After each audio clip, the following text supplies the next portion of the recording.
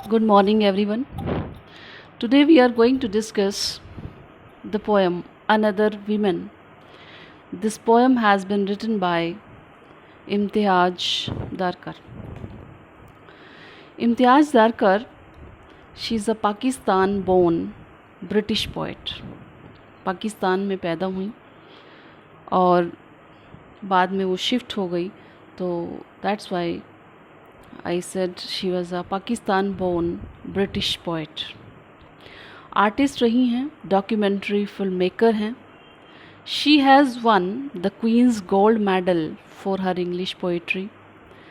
She was born in Lahore to Pakistani parents. Parents Pakistani थे, लाहौर में पैदा हुई. And she was brought up in the Glasgow where her family moved when she was less than a year old. 1 साल से भी छोटी थी when she shifted, and she was married to Simon Paul, and she describes herself as a Scottish Muslim adopted by India and married into Wales. She has written 6 books of poetry. उन्होंने 6 जो हैं books लिखी हैं poetry की.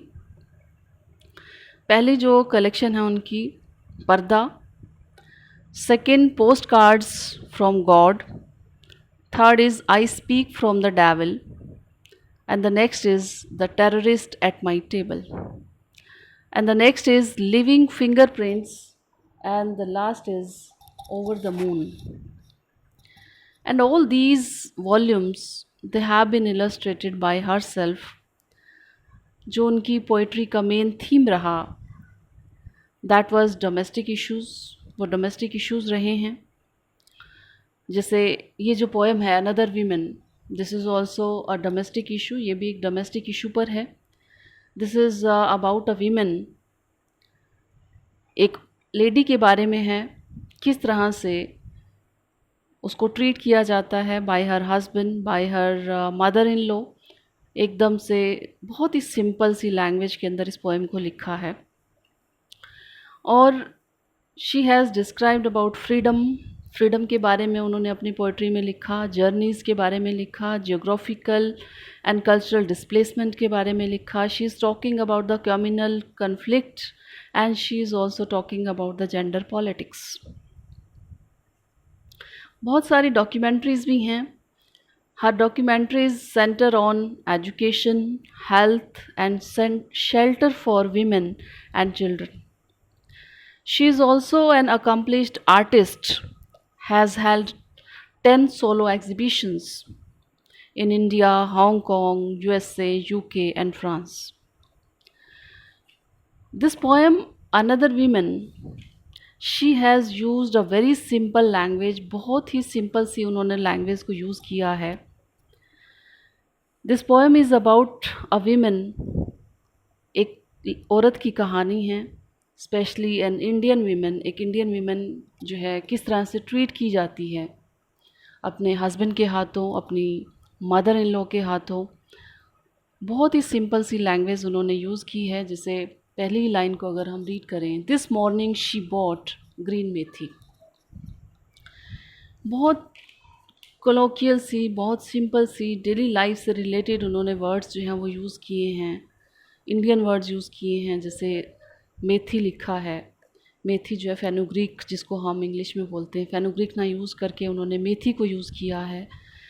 बहुत common man के बारे में, कॉमन वीमेन के बारे में, कॉमन चीज़ों के बारे में, और बहुत ही कॉमन लैंग्वेज में इस पोएम को उन्होंने डिस्क्राइब किया. मेथी का मतलब यहाँ पर है फेनुग्रीक, जो हम घरों में सब्जी बनाते हैं. This morning she bought green methi in the market, choosing the freshest bunch.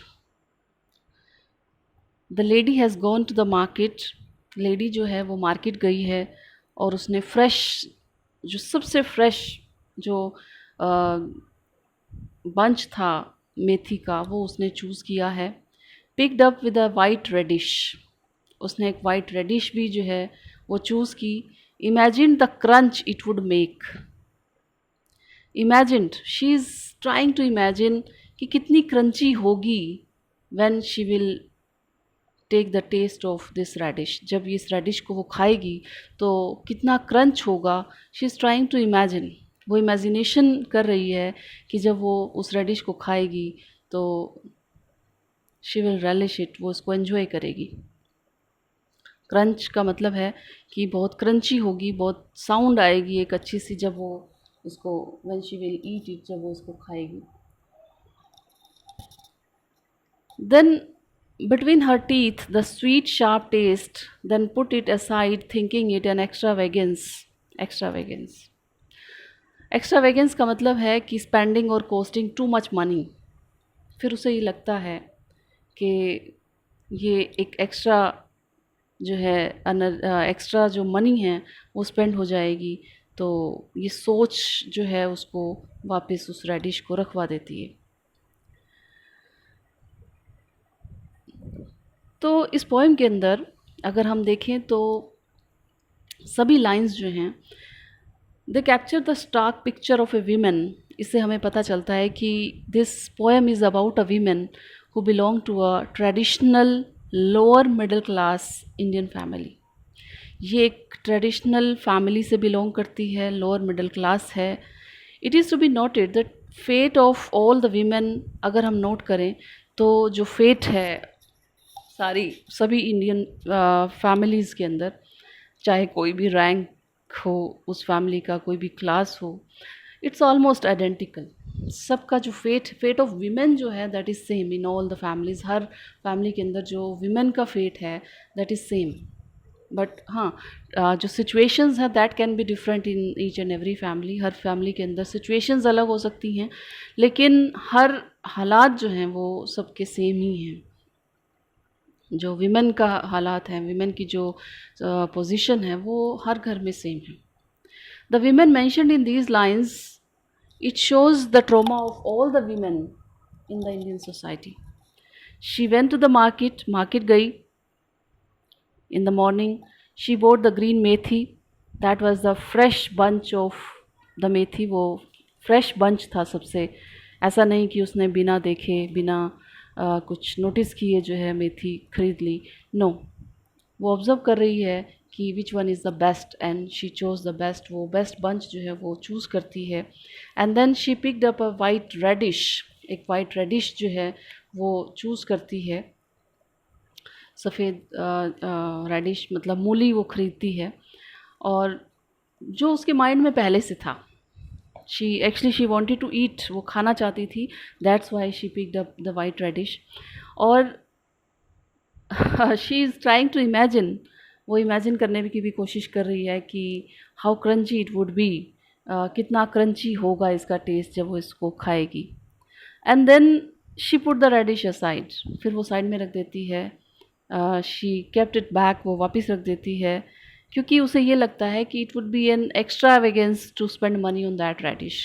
क्योंकि उसे ये सोच थी कि ये मैंने अपने लिए ली है, and she can not spend money on her self being an Indian women. जब वो मैरिड हो जाती है तो उसे लगता है कि उसकी जो लाइफ है वो सिर्फ उसकी फैमिली के लिए है, उसके बच्चों के लिए है. She should not spend even a single पैनी फॉर हर सेल्फ. उसे अपने लिए कुछ भी खरीदने का हक नहीं है. तो शी केप्ट इट बैक, वो वापस रख देती है. She counted the few coins, वो काउंट करती है कॉइन्स को, and that were left with her after paying for the methi. जो भी पैसे बच जाते हैं, she tied them into a small bundle at the edge of her sari. Sari के जो पल्लू है उसके ऊपर वो बांध देती है, टक कर लेती है उस बंडल को at her waist. And when she came back home, अब जब वो घर वापस आती है तो her mother in law is waiting for her. उसकी जो मदर इन लॉ है वो वेट कर रही है उसके लिए.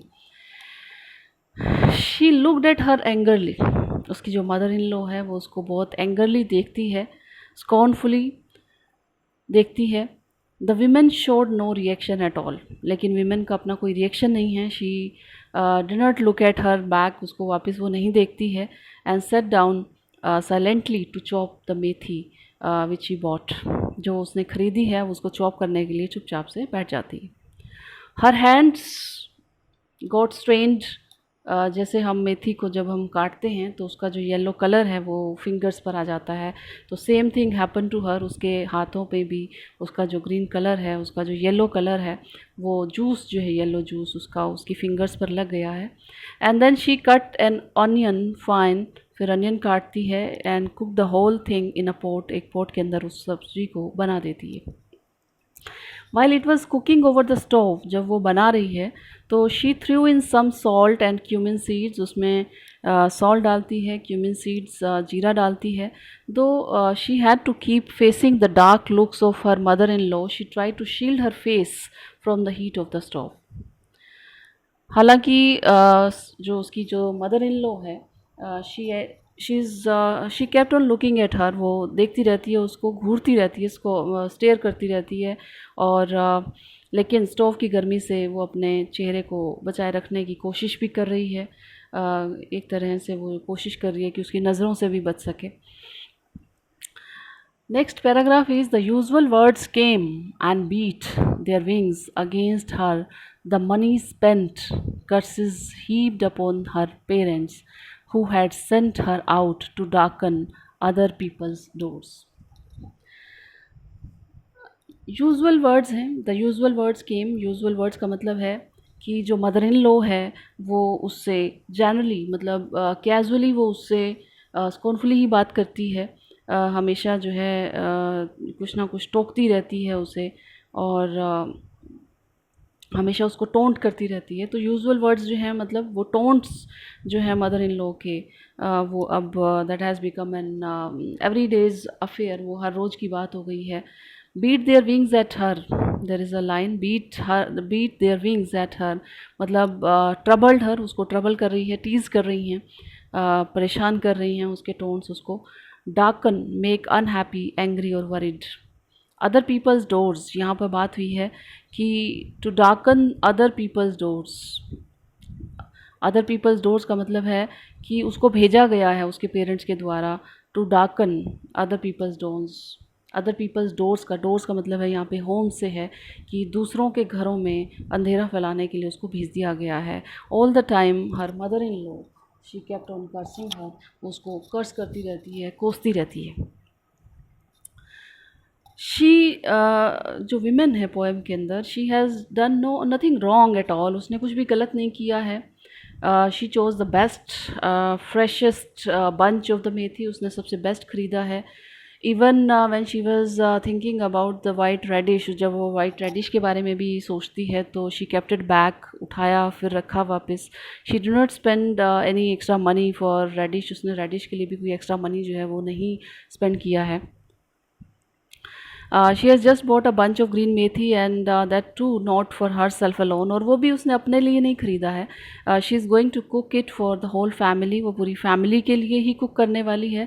लेकिन फिर भी उसकी जो मदर इन लॉ है, she accuse her of spending too much money wastefully, उसको लगता है कि उसने ज़्यादा पैसे खर्च कर दिए हैं और उसे ऐसा महसूस होता है, मतलब वो अपना हक समझती है एक्चुअली कि she is there just to curse her daughter in law, वो अपनी डॉटर इन लॉ को कर्स करने के लिए ही जैसे पैदा हुई है। And she is talking, she is also cursing her parents, वो सिर्फ उसी को कर्स नहीं कर रही है, उसी को कोस नहीं रही है, वो उसके पेरेंट्स को भी कर्स कर रही है, उसके पेरेंट्स को भी कोस रही है बार बार। Where do the poor parents of the women come in the picture actually. लेकिन अभी वो यहाँ नहीं है, प्रेजेंट नहीं है, लेकिन जो मदर इन लॉ है, शी कीप्स कर्सिंग देम, वो उन्हें भी कर्स कर रही है, उन्हें भी गालियाँ दे रही है। वो बोल रही है कि they have sent there daughter, कि उन्होंने उसकी जो डॉटर है उसको यहाँ भेजा है to darken the lives of the people in others homes, दूसरों के घरों में उनकी ज़िंदगी को डार्कन करने के लिए उन्होंने अपनी बेटी को यहाँ पर भेज दिया है। So here we are getting a glimpse, हमें यहाँ पर एक पिक्चर मिलती है about the tragedy with the Indian women, कि किस तरीके से इंडियन वीमेन जो हैं वो सफ़र कर रही हैं, किस तरह से उनके साथ डोमेस्टिक वायलेंस हो रहा है। and it is not only who suffer insults and rebukes at the hands of their mother-in-law or in-laws, but their parents are also, they are also getting abuses in bad language. उनके parents को भी जो है वो कोसा जा रहा है. सिर्फ ऐसा नहीं है कि डॉटर इन लॉ ही सफ़र कर रही है. It is no wonder that the birth of a girl child is very dreaded in Indian families. लेकिन अगर हम आज की बात करें तो जस्ट डोंट वरी, आज के टाइम में जो है ऐसा कुछ नहीं है. सो डोंट वरी, ऐसा बहुत ज़्यादा नेगेटिविटी जो है अपने मन में लाने की ज़रूरत नहीं है. Now the time has changed a lot. So she crouched as usual on the floor beside the stove. When the man came home, she did not look into his face, nor raise her head, but bent her back a little more.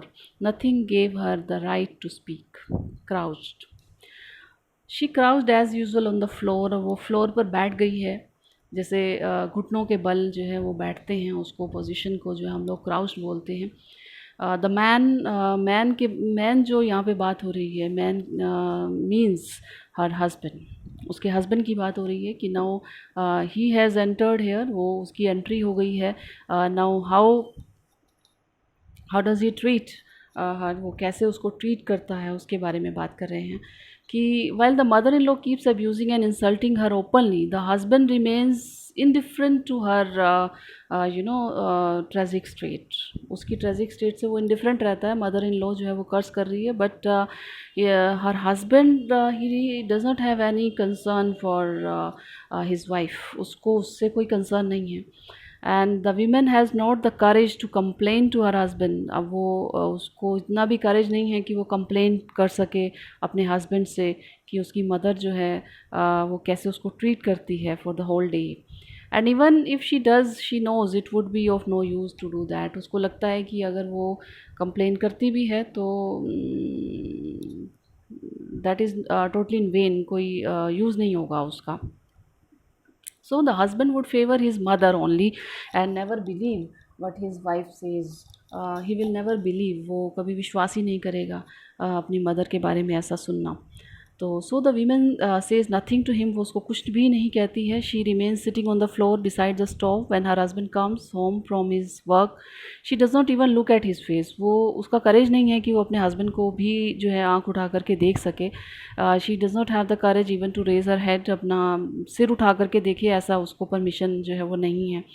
और more over she does not have any hope from him, उसको उससे कोई hope भी नहीं है. She does not, instead she bends her back even more and keeps crouching as usual. In fact वो और ज़्यादा झुक जाती है कि आई कॉन्टेक्ट जो है वो ना ही हो जाए, हो सके तो ज़्यादा बेटर है. She had not been given the right to speak even. उसको बोलने का एक्चुअली हक ही नहीं दिया गया है. It was like beating someone but not allowing him to cry even. ऐसा लगता है कि मतलब वो मार भी रहा है लेकिन सामने वाले को रोने भी नहीं देना है. कुछ इस टाइप की सिचुएशन जो है वो इम्तियाज़ दरकर ने डिस्क्राइब की है. Now the next paragraph is, she watched the flame hiss up and beat against the cheap old pot, a wing of brightness against its blackened cheek. This was the house she had been sent to, the man she had been bound to, the future she had been born into. Hiss up. His up का मतलब होता है कि going up with a hissing sound, बहुत ज़ोर से कुछ आवाज़ आती है. A wing of brightness, part of the bright flame, आग पर काम कर रही है, चूल्हा जल रहा है, ब्राइट फ्लेम जो है आ रही है.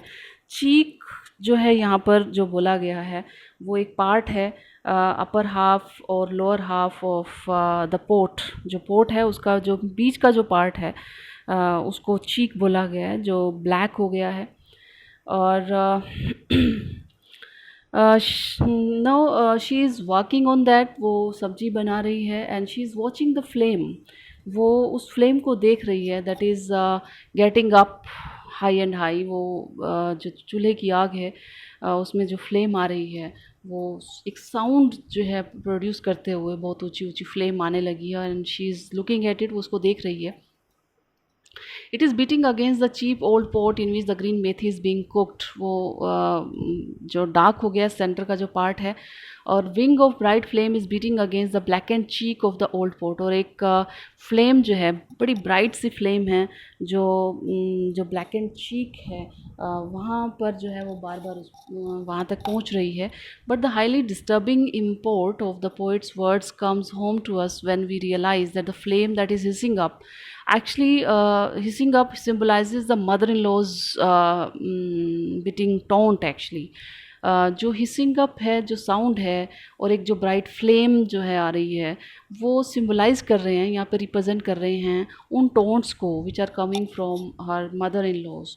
जो उसकी मदर इन लॉ से टोंट आ रहे हैं, वो उस फ्लेम के थ्रू जो है, उस हिसिंग साउंड के थ्रू जो है पोएटिस दिखाने की कोशिश कर रही है। जो चीप ओल्ड है, जो चीप ओल्ड पोर्ट है, against which the flame is beating, is the actually वो भी एक सिंबल है।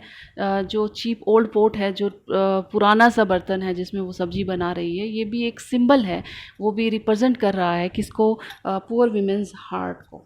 जो हिसिंग साउंड आ रही है या जो ब्राइट फ्लेम आ रही है, वो सिंबलाइज कर रही है मदर इन लॉ के टोंट को, जो वो बार बार अपनी डॉटर इन लॉ को जो है वो अब्यूज़ कर रही है, वो उसको शो कर रहा है।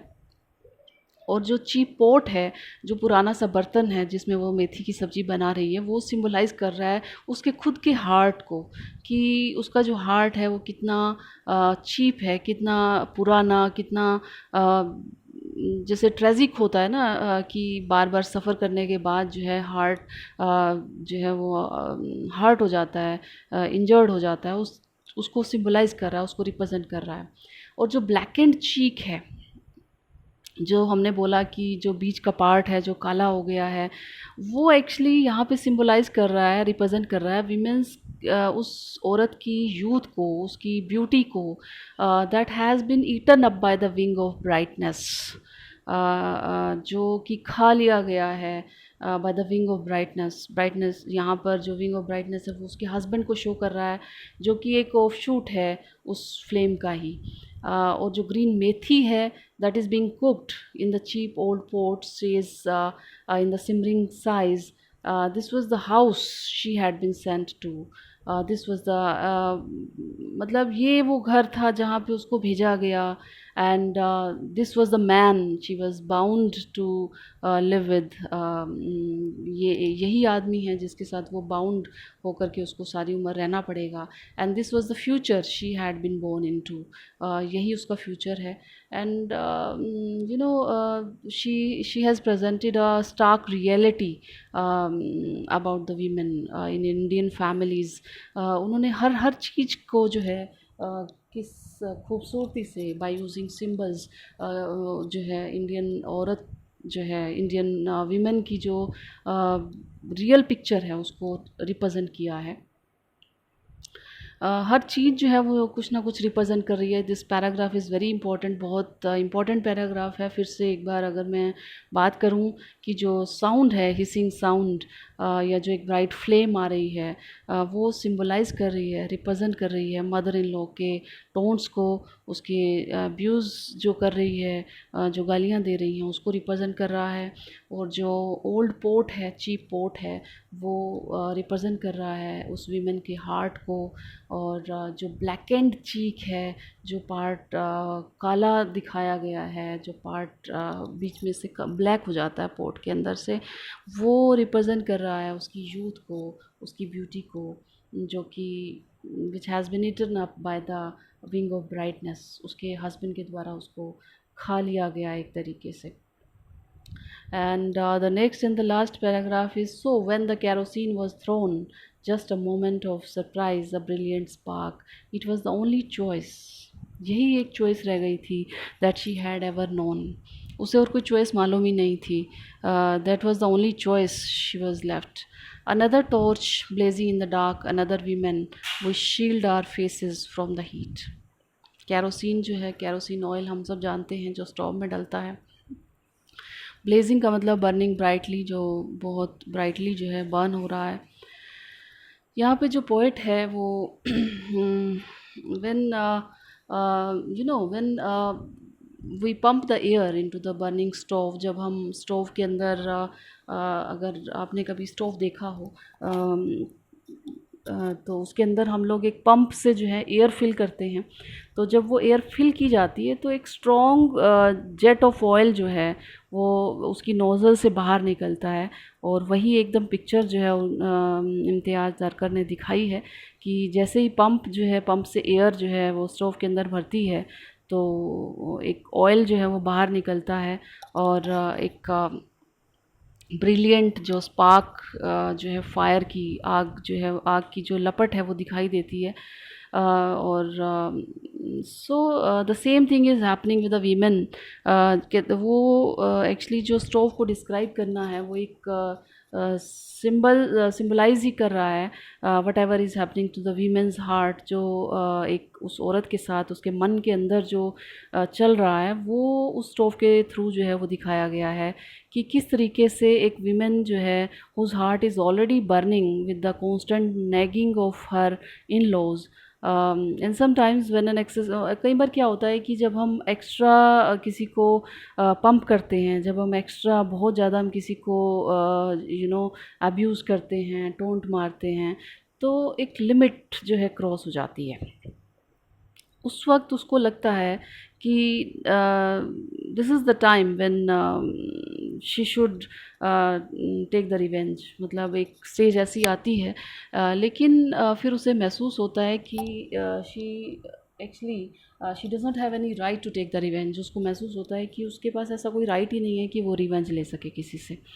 तो she realises that her fate could never have been any different. उसका जो फेट है वो बदल नहीं सकता है, उसका जो भाग्य है वो बदल नहीं सकती है। तो it was the only choice that she had ever known. उसका यही जो है फेट है, यही उसकी चॉइस है, उसके पास और कुछ चॉइस रह ही नहीं जाती है।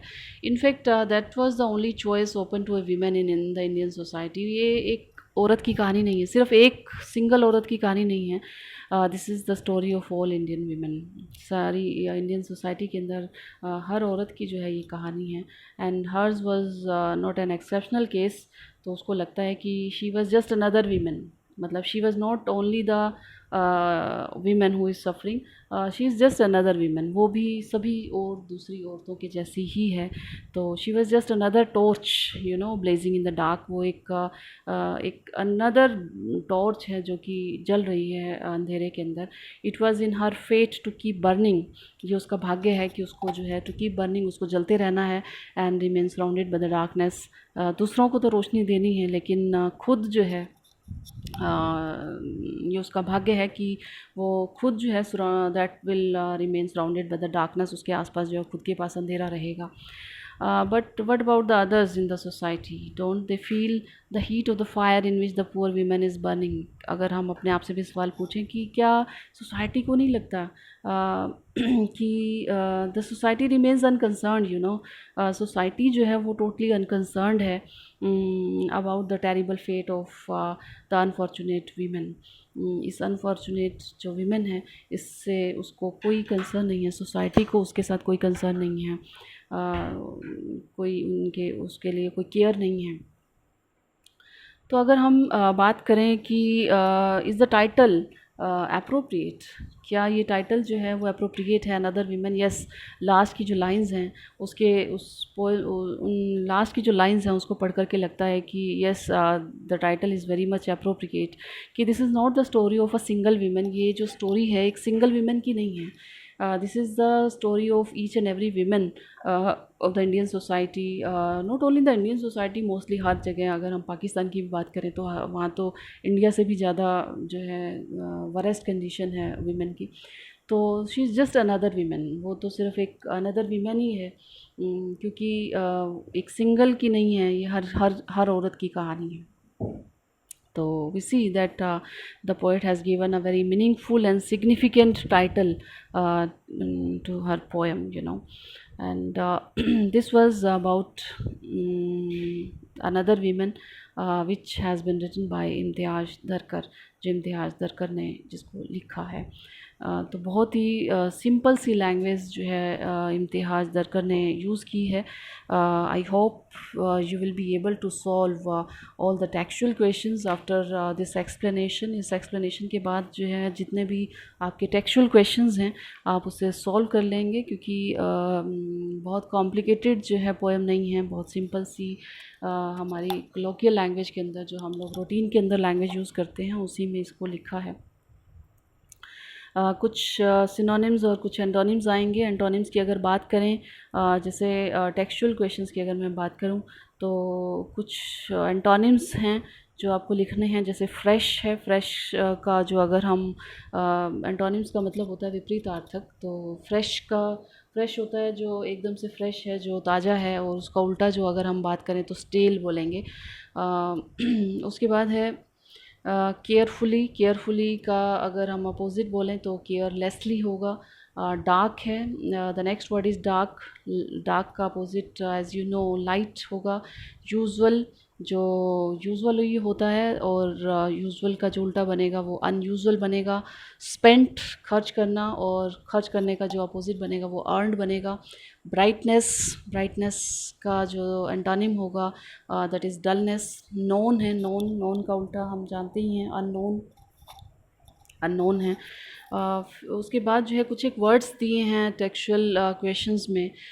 You will have to make the sentences. आपने उसको सेंटेंसेस बनाने हैं. जैसे एक वर्ड है क्रंच. अगर आपको याद हो तो she bought a white radish. उसने एक वाइट रेडिश ख़रीदी और वो इमेजिन करने की कोशिश कर रही थी कि how crunchy it would B. जब वो इसे खाएगी तो इसका जो टेस्ट होगा वो कितना क्रंची सा होगा. तो क्रंच जो है वो एक साउंड की हम बात करते हैं कि ये खाते वक्त जो है एक क्रंच आता है, एक आवाज़ आती है. उसके बाद स्ट्रेंड है. स्टेन से आपने जो है सेंटेंस बनाना है. स्टेन का मतलब दाग होता है. ब्लैकेंड से आपने सेंटेंस बनाना है. स्पार्क वर्ड है. देन ब्लेजिंग जो है वो वर्ड है.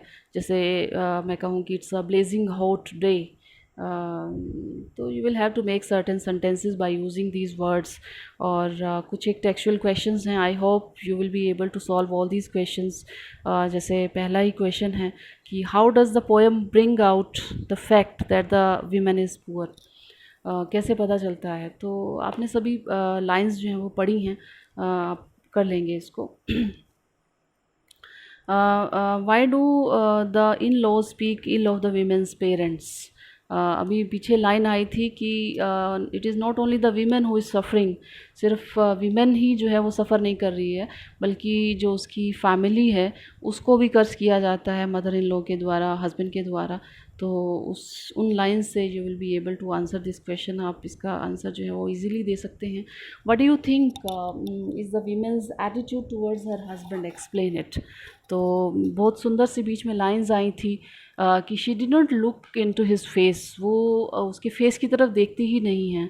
And no raise her head. ना ही अपना, because she does not have the right to raise her head in presence of her husband. वो सिर भी ऊंचा नहीं कर सकती है. और मोर ओवर उसको लगता है कि there is no use to talk to him.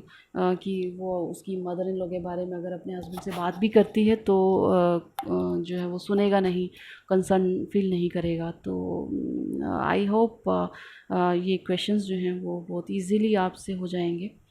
तो this was about the poem another women by Imtiaz दरकर.